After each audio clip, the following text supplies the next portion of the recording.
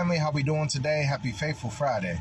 Listen, today's scripture reads going to continue in the book of Matthew chapter 9 verses 14 through 17 concerning a question about fasting.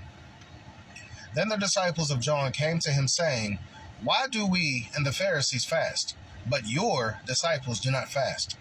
And Jesus said to them, "Can the wedding guests mourn as long as the bridegroom is with them? The days will come when the bridegroom is taken away from them, and then they will fast. No one puts a piece of unshrunken cloth on an old garment, for the patch tears away from the garment, and a worse tear is made. Neither is new wine put into old wineskins. If it is, the skins burst, and the wine is spilled, and the skins are destroyed. But new wine is put into fresh wineskins, and so both are preserved."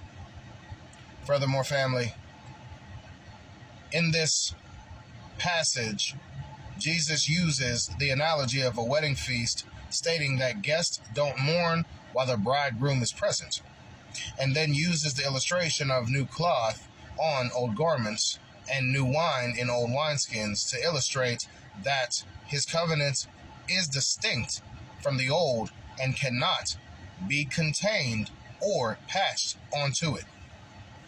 And lastly, family, I wanted to make sure I brought this one up, and that is a true biblical fast is withstanding from food, denying the flesh, killing the flesh to increase the spirit that lives inside, to increase the connection to the Spirit, to the Father, to spend time directly, intimately with the Father, because the flesh gets in the way.